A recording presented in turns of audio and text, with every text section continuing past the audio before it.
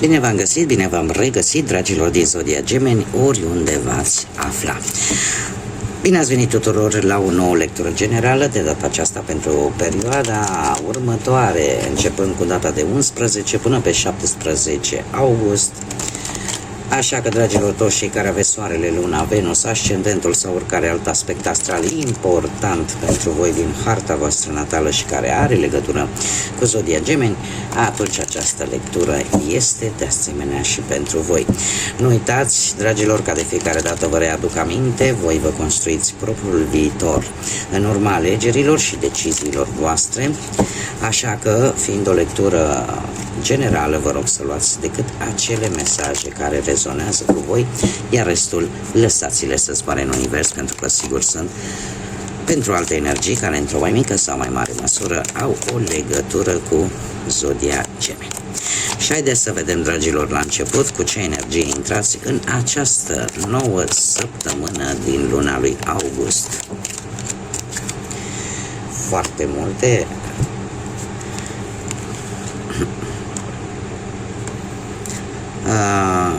O să vă zic așa, este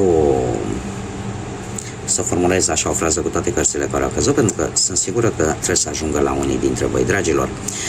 Am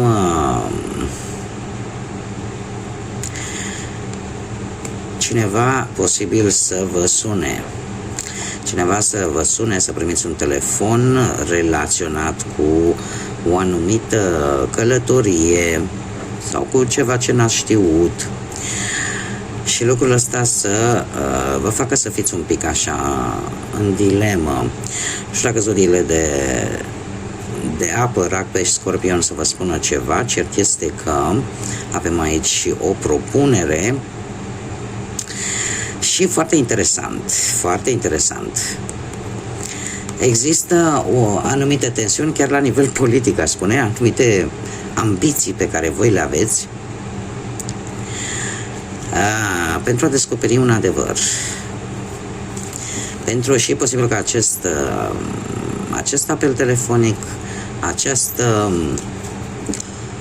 înștiințare, ca să zic așa, să aibă un pic legătură cu toate aceste lucruri, cu o anumită ambiție de-a voastră sau, de ce nu, și cu ceva la nivel politic. Haideți să vedem acum care este energia voastră, dragilor, nu cred. Acum încă două, le voi lăsa așa. Și ce să vedeți voi? Ce să vedeți voi, dragilor? Nu știu dacă numerele 58, 13 și 4 să vă spună ceva. 23 și 5. Da? Acum, se pare că intrați cu o energie mentală foarte puternică. Sunteți, parcă știți să vă protejați sau sunteți mai bine protejați, aș spune, împotriva părerilor de rău, împotriva lucrurilor care în general vă afectează la nivel mental. Cum de asemenea mi-apare o energie a proprii voastre capacități de a vă vindeca.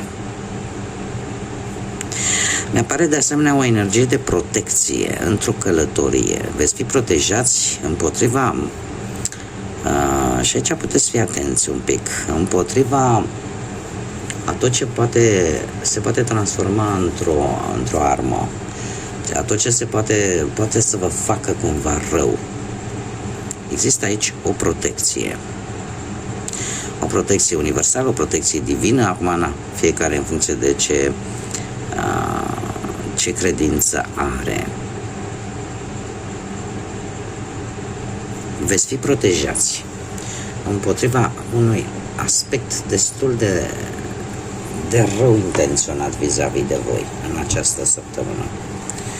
Și faptul că veți avea puterea asta și puterea mentală, dar în același timp ajutați, având această protecție, se pare că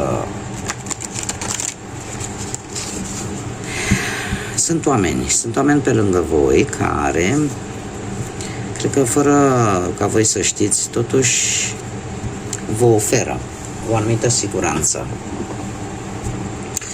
Haideți să vedem ce ne spune mai departe tarotul. Ce vine pentru dragii mei din Gemeni în perioada 11-17 august pe plan profesional, financiar și sentimental.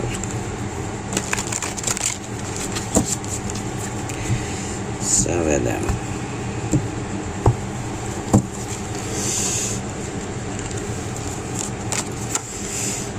Da, mai apar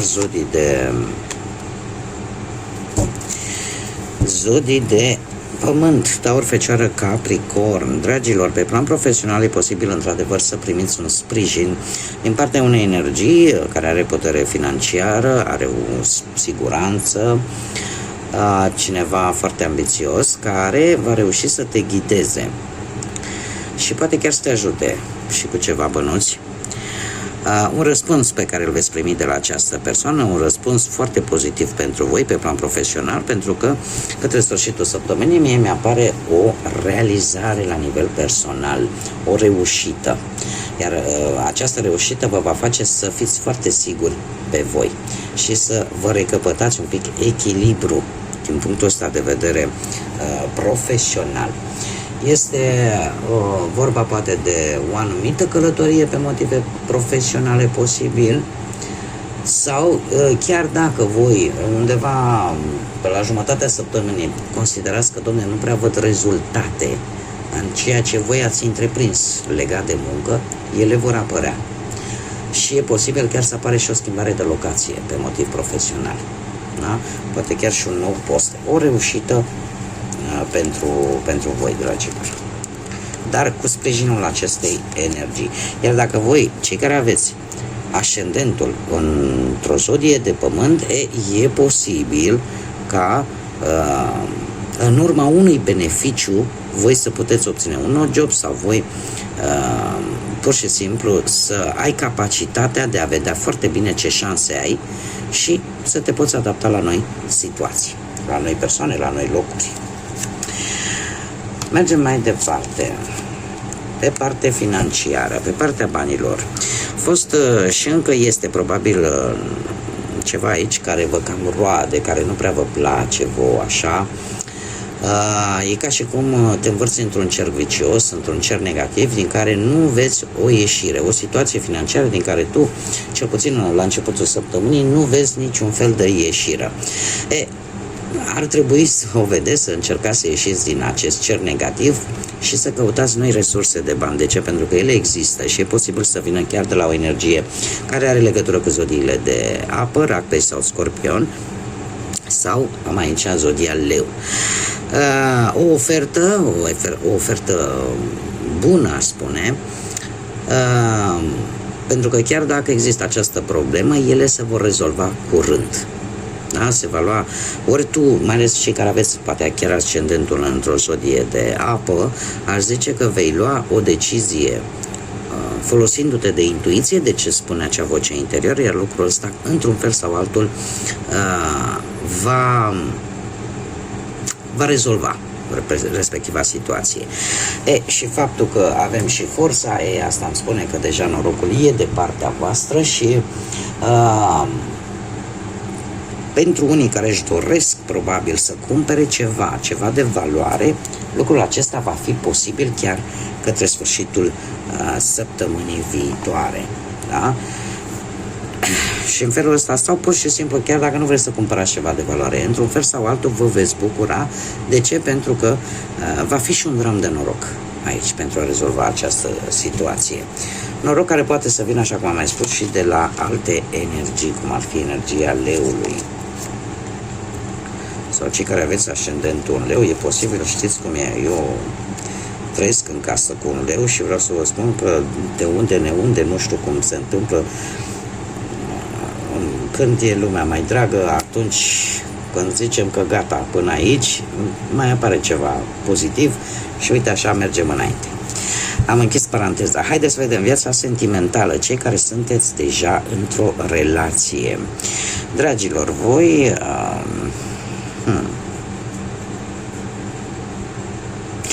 voi ați știut anumite informații. probabil, cum să zic eu, care au creat anumite conflicte destul de ușoare în relația voastră, dar se pare că există un respect, ori vis-a-vis de perechea voastră care se trage probabil dintr-o familie care are o anumită situație materială destul de bună, ori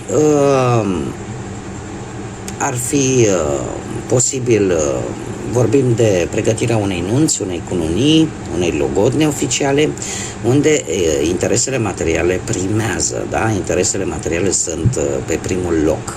Și atunci chiar aș putea să zic cu acest 6 de bâte că ori vă pregătiți deja de nuntă, ori pur și simplu relația se îmbunătățește, chiar dacă aici s-au spus vrute și nevrute, s-au scos un pic la suprafață niște informații care posibil să fie creat anumite conflicte, cum am mai spus, ușoare, dar există un interes aici, există un interes care va prima și care într-un final va duce la o stare de bine în relația voastră.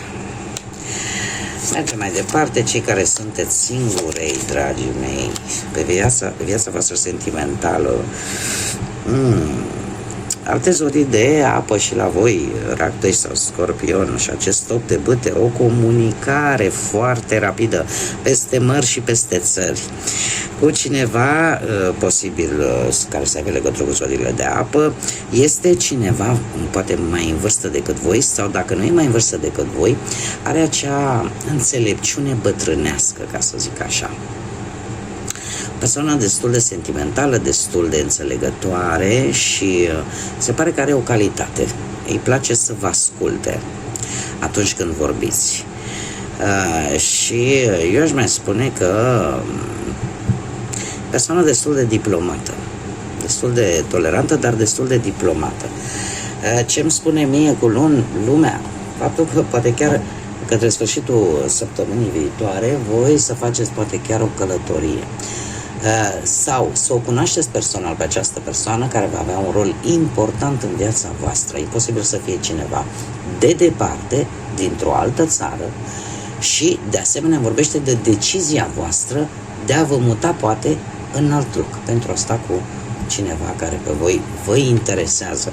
Eu ce pot eu să vă spun vis-a-vis de această carte Lumea este că în sfârșit se închide un capitol din viața voastră la nivel sentimental care dura de prea multă vreme, se închide această etapă, vorbește de mutări, vorbește de un final destul de favorabil pentru voi și de cineva care se gândește într-adevăr la voi de la o distanță destul de mare, sau pur și simplu de această conexiune cu străinătatea. Mergem mai departe și haideți să vedem care este mesajul pentru voi, dragilor din Gemeni, pentru următoarea perioadă cuprinsă între 11 și 17 august. Un mesaj, te rog, pentru dragii mei din Gemeni.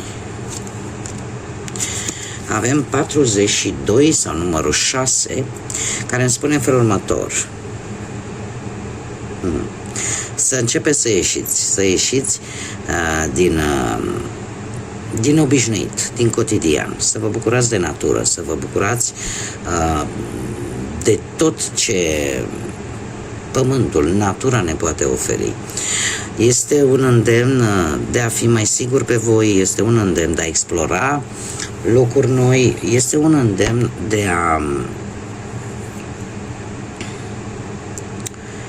a vedea și a lua în considerare acele lucruri care până acum poate vi s-au părut, poate le-ați trecut prea ușor cu vederea.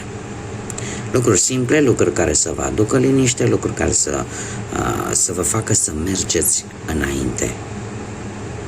Așa că chiar pentru unii dintre voi aș spune că e momentul să ieșiți la o întâlnire, e momentul să ieșiți în societate, să vă bucurați.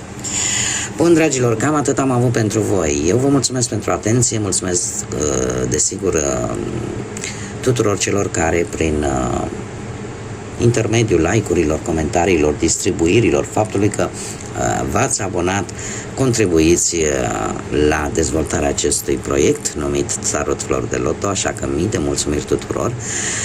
Cum de asemenea îndemn pe toți cei care sunteți noi, care poate rezonați sau pur și simplu vă plac acest tip de lecturi și felul în care eu le abordez, vă îndemn să vă abonați, este gratuit, nu costă absolut nimic, nici like-urile, nici comentariile, nici distribuirile și nici măcar abonarea. Așa că, cu mult interes, eu vă aștept și data viitoare să fiți alături de mine. Până atunci, vă doresc tot binele din lume și, desigur, să fiți iubiți.